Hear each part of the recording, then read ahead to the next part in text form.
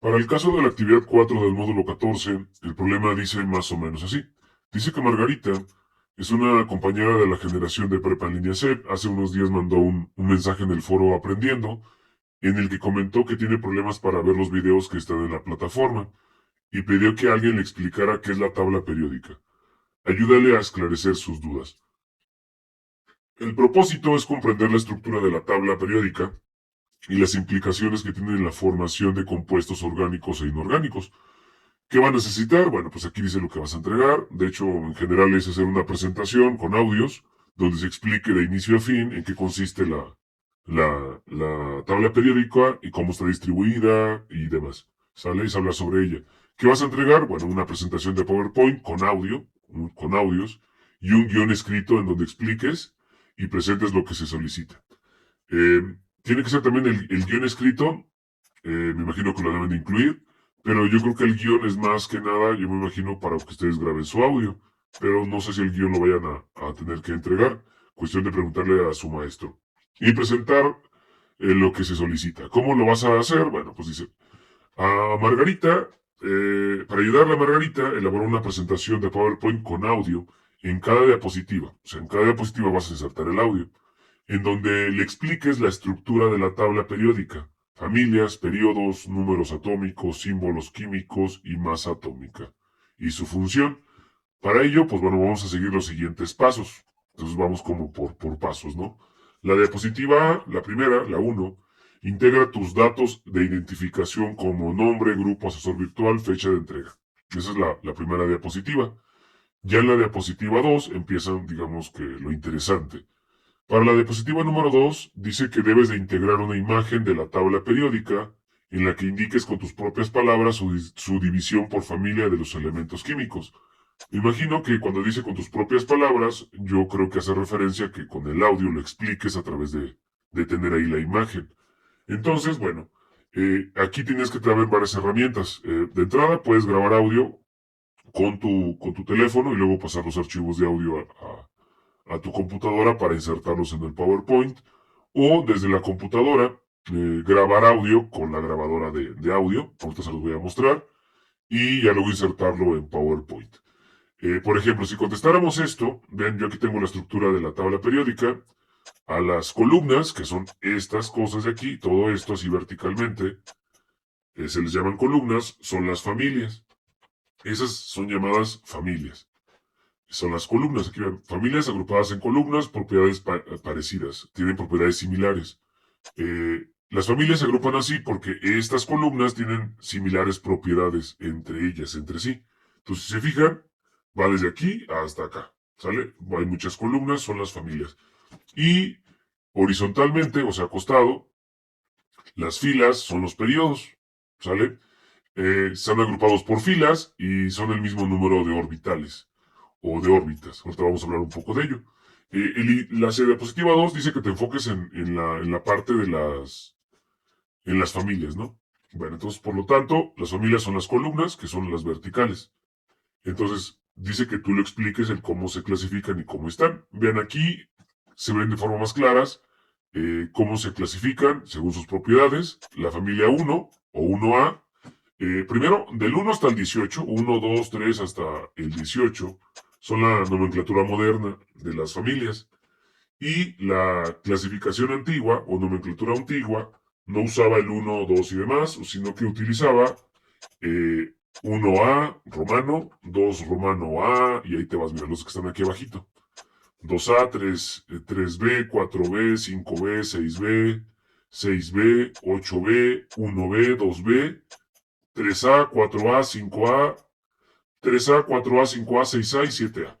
O sea que las A's son estas, hasta acá, y aquí en medio, pues bueno, están las B's. Esa es la clasificación antigua. Igual eso lo puedes tú platicar y comentar en tu audio.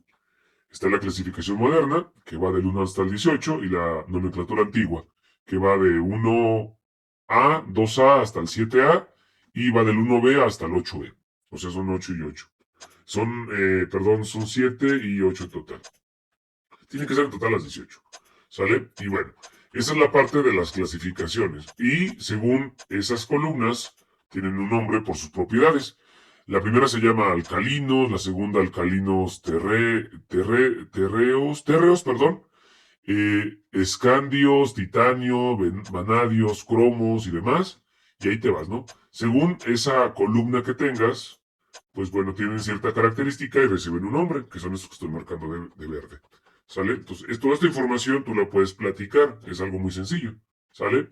Y aquí abajo, pues bueno, tengo un pequeño párrafo, bueno, aquí viene como simplificado, ¿ven? El grupo uno son los metales alcalinos, que aquí están, alcalinos. El grupo 2 son los metales a los alcalinos térreos, que aquí van y ahí te vas, son todos los demás. Aquí abajo lo explica. Ojo, esta imagen yo la saqué de internet. Tú puedes buscar alguna otra, la que tú quieras, hay muchísimas. Yo busqué esta porque tenía más información respecto a lo que tú necesitas. Y alguna explicación que tú puedes, vamos, está como resumida, pues bueno, dice que las familias, también llamadas, perdón, grupos, son las columnas verticales de la tabla periódica y en total tenemos 18 familias. Cada una, y aquí viene algo importante, reúne elementos con propiedades químicas parecidas, es decir, que están así por esa razón.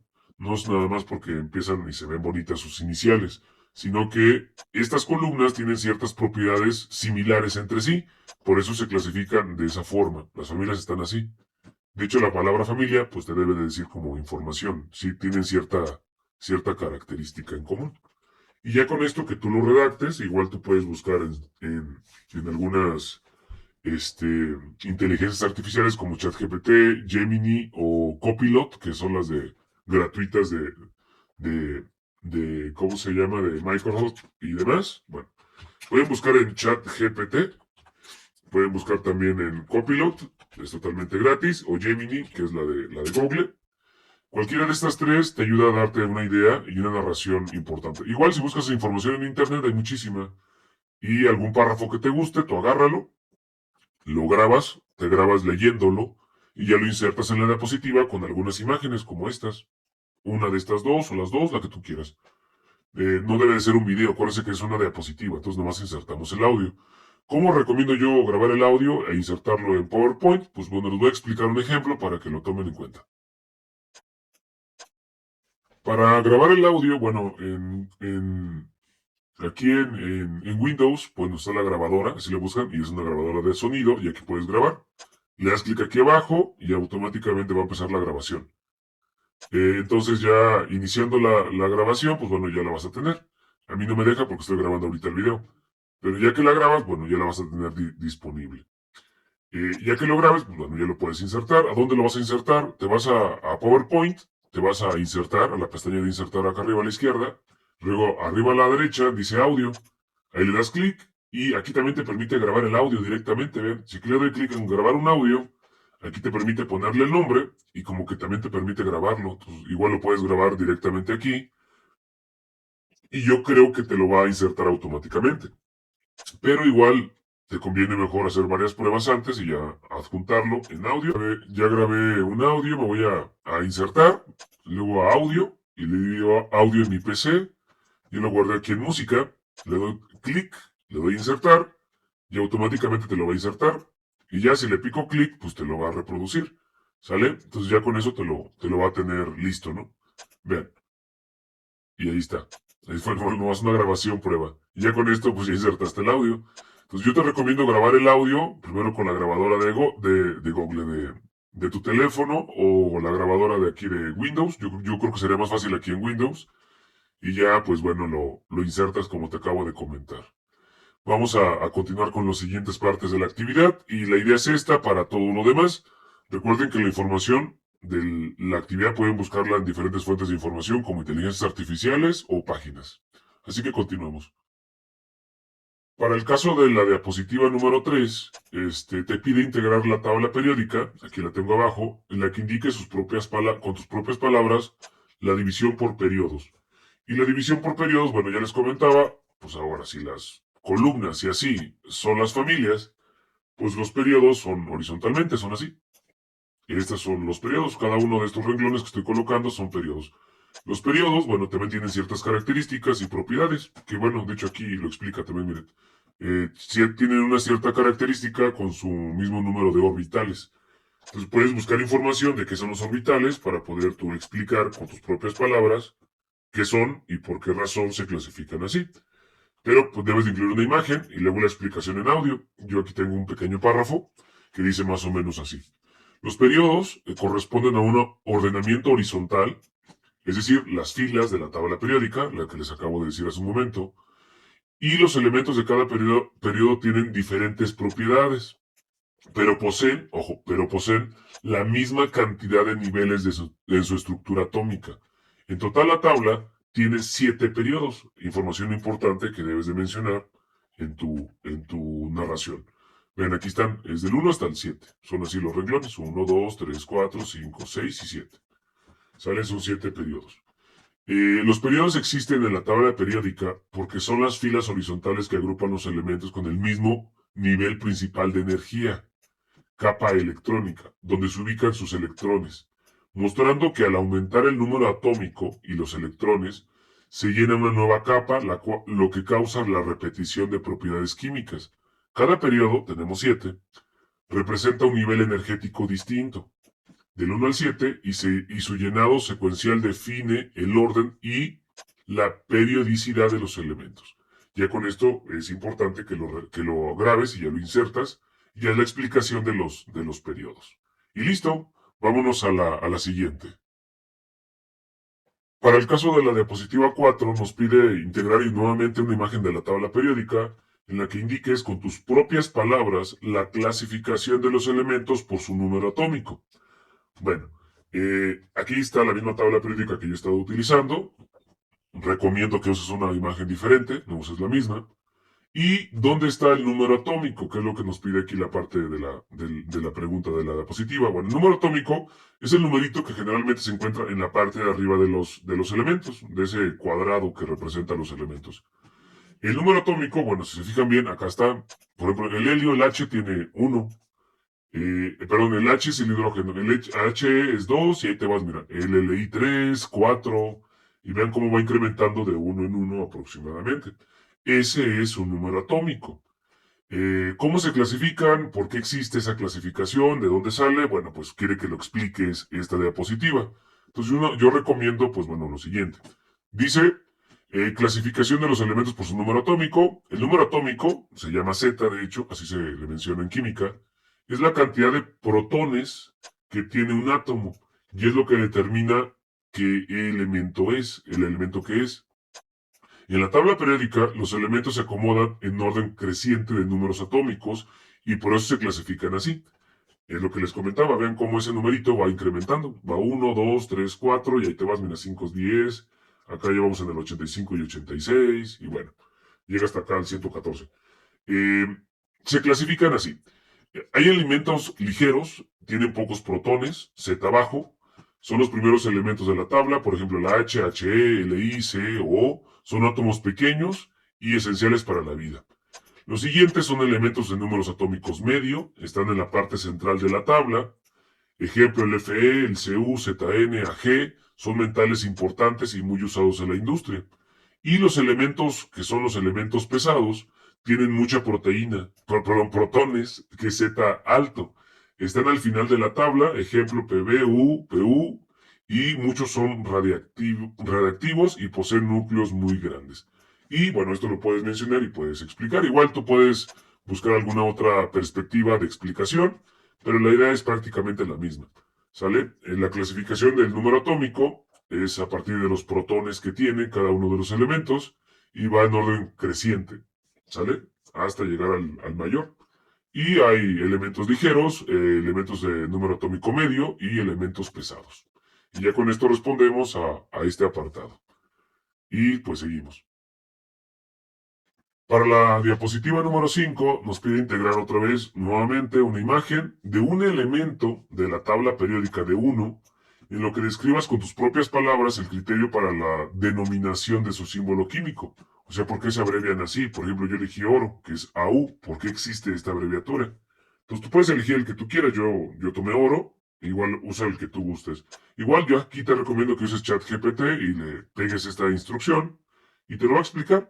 No, yo no recomiendo que uses el primero, dime otro u otro y así hasta que sea uno que tú quieras o te guste o diferente, porque no sé que vaya a coincidir con alguien más de sus compañeros de la prepa. Yo tomé oro, yo le dije, dame oro, y ya me lo explicó, y bueno, aquí esta redacción es la que tú podrías usar, por ejemplo. No recomiendo que uses oro porque pues te van a causar o te van a tachar de plagio. ¿Sale? El oro, su nombre en español es oro, pero su símbolo químico es AU. La razón es que los símbolos no siempre vienen del nombre en español, sino del nombre original del elemento en el idioma en el que fue descubierto o estudiado por primera vez. En este caso, AU proviene del latín aurum, que era el nombre antiguo del oro. Este criterio se usa para mantener uniformidad internacional y evitar confusiones entre distintos idiomas. Por eso, aunque un elemento tenga muchos nombres en diferentes países, su símbolo químico es universal y suele estar basado en su nombre histórico, su raíz latina o griega, esto es importante, o el idioma del descubridor. Igual, esta redacción es muy útil. Pueden ustedes buscar algún otro elemento y decirle, repito, a una inteligencia artificial que te lo describa el por qué su abreviatura es tal. Y ya con eso tenemos este apartado de la diapositiva 5. Vámonos a la siguiente. En el caso de la diapositiva 6 nos pide algo igual enfocándote en un elemento. Dice, integra una imagen de un elemento de la tabla periódica en la que expliques la masa atómica, en la que expliques por qué es esa su masa atómica.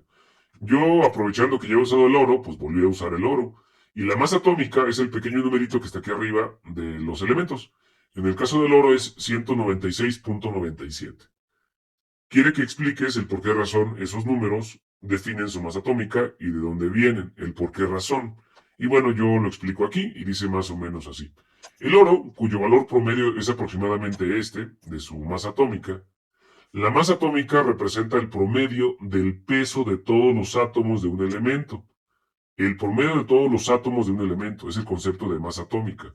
Considerando que en la naturaleza pueden existir más de un isótopo, en el caso del oro, casi todos sus átomos corresponden al isótopo oro 197, el cual posee 79 protones y 118 neutrones. Estos son los que se suman para poder sacar su masa atómica, lo que define la mayor parte de su masa, aunque existen otros isótopos de oro que son extremadamente raros e inestables por lo que su influencia en el promedio es mínima. Es decir, por esta razón la masa atómica del oro aparece como un número cercano a 197.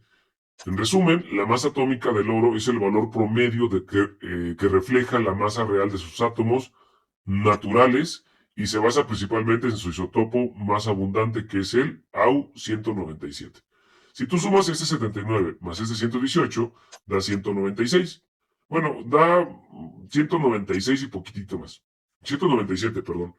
Pero varía un poquito porque hay otros isótopos que son menos abundantes en el oro y causa que disminuye un poco o se redondea. Pero es más o menos esta cantidad, ¿sale? Pero sale de sumar los isótopos que son más predominantes dentro de ese metal o ese componente químico. En este caso, 79 de protones y 118 neutrones del isótopo oro 197. Con esta explicación es suficiente para que tú expliques, bueno, yo explicara mi elemento. Repito, tú usas uno diferente, no vayas a usar el oro, te van a acusar de plagio, entonces ten cuidado con esto. Y listo, vámonos con la siguiente. Para el caso de la diapositiva 7 nos pide que respondas con tus propias palabras porque es importante la clasificación de compuestos orgánicos e inorgánicos. Igual esta información la pueden buscar en alguna inteligencia artificial o en alguna fuente de información. Hay muchísima información respecto a esto. Y si lo hacen en una IA, una inteligencia artificial, póngale después de pegar todo esto en la inteligencia artificial, póngale que sea redactado como un alumno de preparatoria de unos 17, 18 años, para que la redacción no sea tan compleja o extraña. Igual les ayude mucho. Y imaginen que, bueno, yo lo hice más o menos así, y la respuesta que yo propongo es algo como esto. Dice, la clasificación de los compuestos en orgánicos e inorgánicos es importante porque permite entender mejor cómo está formado el mundo que nos rodea y cómo se comportan las sustancias. Los compuestos orgánicos son aquellos que contienen carbono y normalmente están relacionados con los seres vivos, como proteínas, grasas, carbohidratos o plásticos o medicamentos. Los compuestos inorgánicos, en cambio, son los que no dependen del carbono. No dependen del carbono por su estructura principal y se encuentran en minerales, metales, sales, ácidos y bases. Al clasificarlos, los estudiantes pueden identificar más fácilmente sus propiedades, su uso y su reactividad. Además, esta clasificación ayuda a organizar el estudio de la química, ya que los compuestos orgánicos siguen reglas y estructuras diferentes a los inorgánicos. Eso es importante para estudiar la química. En resumen, diferenciar entre compuesto orgánico e inorgánico permite comprender mejor su origen, su comportamiento químico y sus aplicaciones en la vida diaria y la industria. Esto es importante, ¿no? Esto último. Y listo, esto responde a la diapositiva número 7. Vámonos con la siguiente. Para el caso de la diapositiva número 8, se nos pide mencionar 3 ejemplos de compuestos orgánicos y 3 de compuestos inorgánicos, con su nomenclatura y UPAC. ¿Sale? Bueno, para los compuestos orgánicos, yo aquí tengo 3 aquí abajo y acá tengo 3 inorgánicos con la nomenclatura. Yo les hice una tabla, pero pueden hacerlo como ustedes quieran. El primero se llama, bueno, yo le puse etanol, puse la fórmula, aunque no la solicita, y su nomenclatura IUPAC es etanol, así se llama, literal. Igual pueden evitar el nombre y poner solamente fórmula, IUPAC y el ejemplo. De hecho, ni siquiera pide tal vez el... Bueno, sí pide los ejemplos mejor. Bueno, sería, digamos, poner el nombre, su fórmula, su nomenclatura IUPAC, que va a coincidir siempre, ¿sale? E igual pueden omitir una de las dos. Y el ejemplo, bueno, aquí tiene alcohol de bebidas y desinfectantes. Ese es como el ejemplo de uso. El metano, el IUPAC es metano, así se llama, su fórmula es esta.